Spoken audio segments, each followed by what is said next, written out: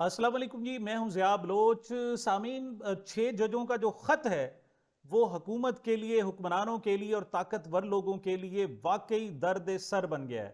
اگرچہ بڑی کوششیں کی جا رہی ہیں کہ معاملات جناب ہینڈل ہو جائیں، کنٹرول ہو جائیں، لیکن مرض بڑھتا ہی گیا جوں جوں دبا کی، لیکن معاملات ان کے ہاتھوں سے آہستہ آہستہ نکل رہے ہیں۔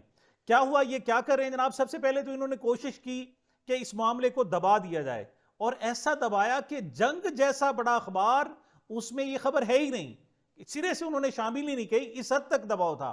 اور باقی اخبارات کو بھی حکم دیا گیا کہ آپ نے اس پر زیادہ اس کو بڑھا چڑھا کر پیش نہیں کرنا۔ اسی طریقے سے جو میڈیا چینل سے ان کو بھی حکم دیا گیا کہ اس پر کوئی ضرورت نہیں ہے، ہلکی پھلکی، یعنی آپ اندازہ کریں 13 منٹ کے بعد جب یہ خط سامنے منظر عام پر آئے، اس کے 13 منٹ بعد کسی چینل پر ایسی کوئی گفتگو نہیں تھی، اس پر کوئی ڈسکشن نہیں ہو رہی تھی۔ لیکن سوشل میڈیا پر ایک بڑا طوفان آیا۔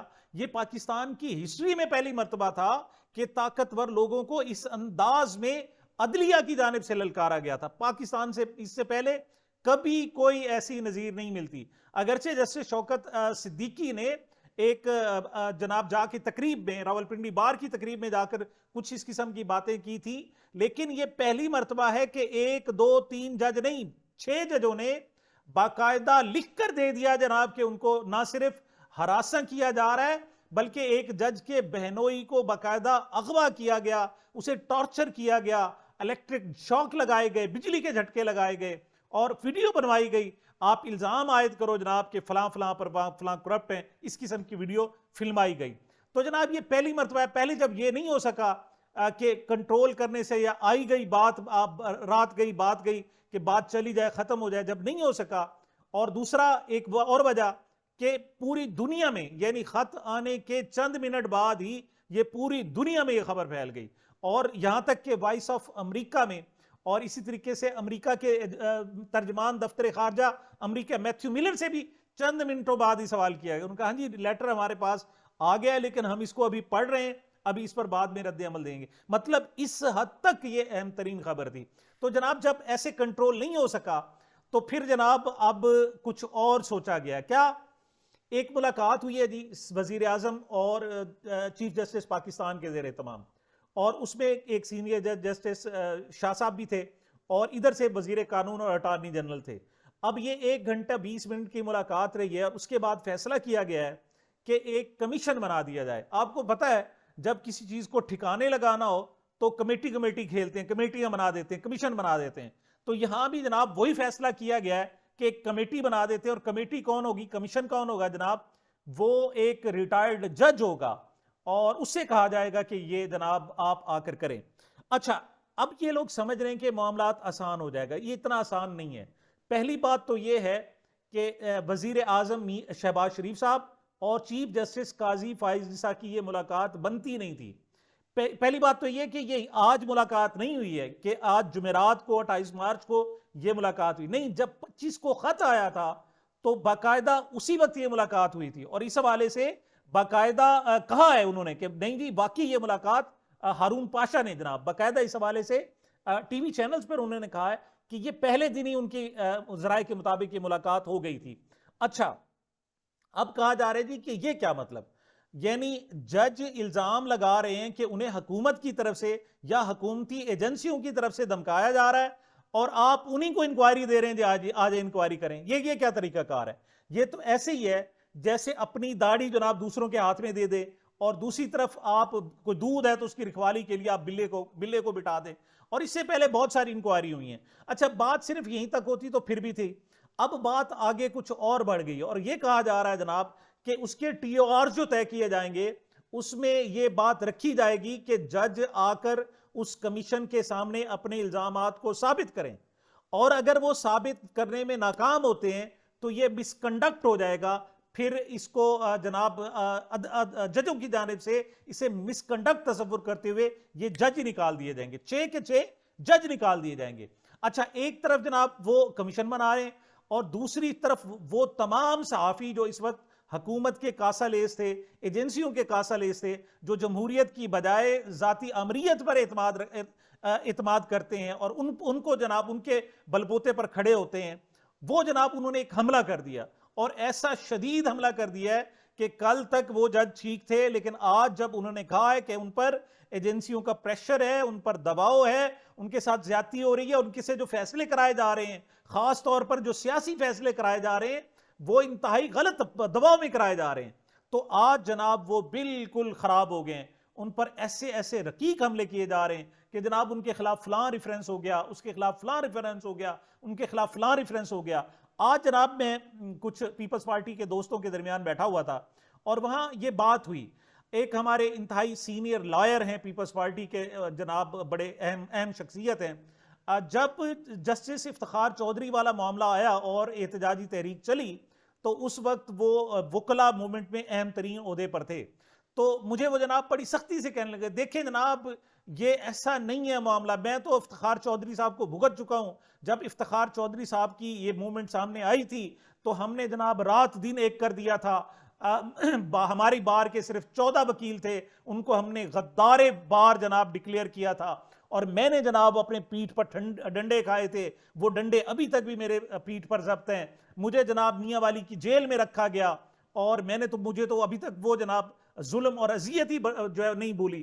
تو مجھے ایسے لگتا ہے کہ جیسے ان 6 ججوں کے پیچھے اسٹیبلشمنٹ ہے۔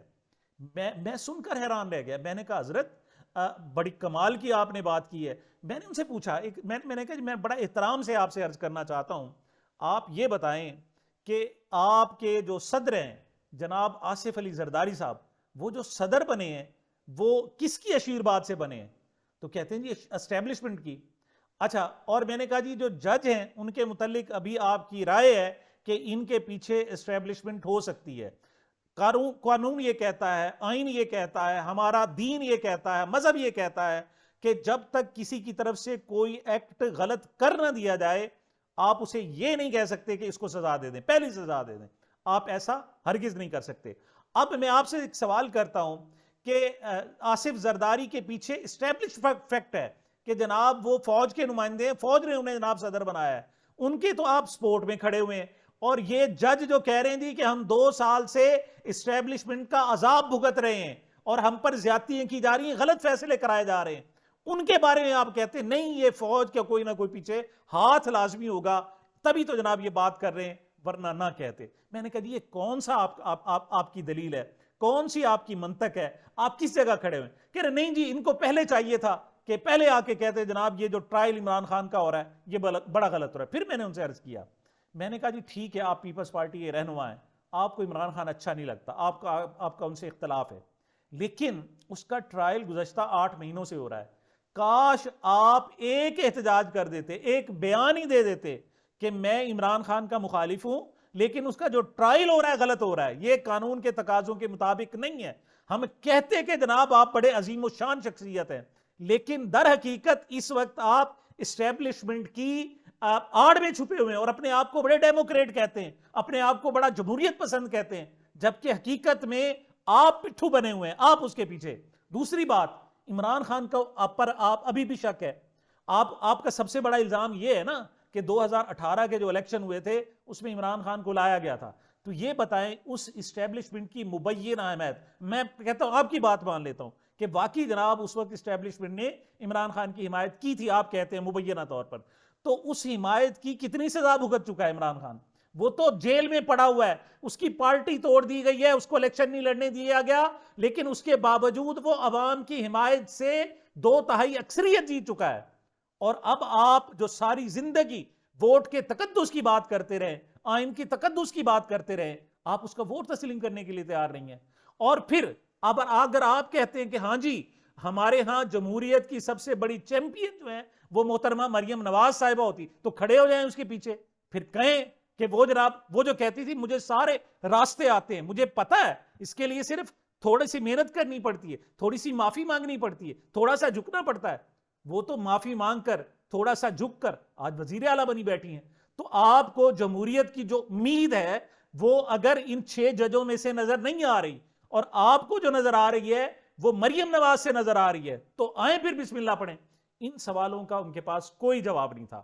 میں نے کہا جی آپ کو تو چاہیے، آپ کو مطالبہ کرنا چاہیے کہ عمران خان اس وقت سب سے بڑا فسادی ہے، اس کو جیل میں ڈال رکھا ہے، اب آپ اس کو جناب پھانسی بھی دے دیں، مطلب یہی کر سکتے ہیں آپ، اور کیا کر سکتے ہیں, اور آپ کے پاس کوئی چارہ نہیں ہے.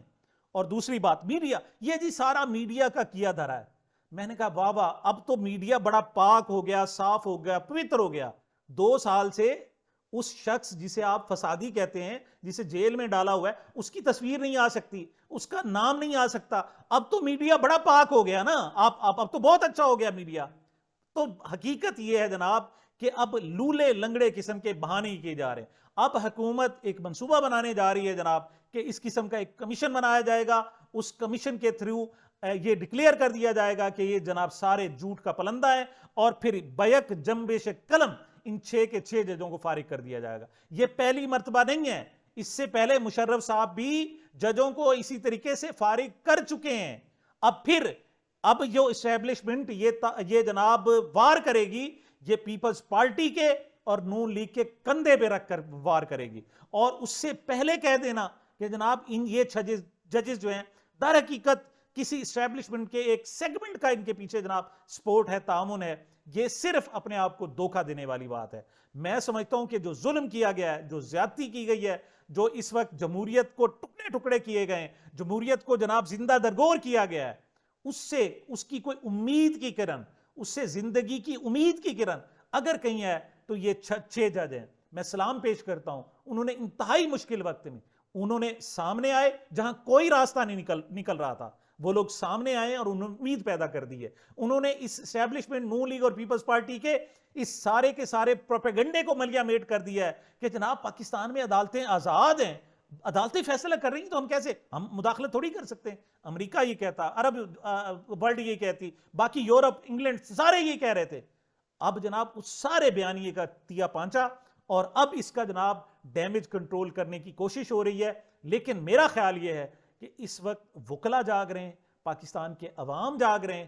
یہ معاملہ اب عمران خان کا نہیں ہے, اب یہ 9 مئی کا معاملہ نہیں ہے, یہ پاکستان کی بقا کا مسئلہ ہے, پاکستان کی عدلیہ کی آزادی کا مسئلہ ہے. تو یہ جوں نئے حربے استعمال کریں گے تو یہ انتہائی اپنے پاؤں پر کلاڑی مارتے جائیں گے, اور دیکھیے گا کہ ایک دن فتح جو ہوگی وہ جمہوریت کی ہوگی. سامعین, یہ میری اب تک کی گزارشات تھی. مجھے میرے چینل کو اپنی محبتوں اور دعاؤں میں یاد رکھیے گا. ملتے ہیں چھوٹے سے وقفے کے بعد.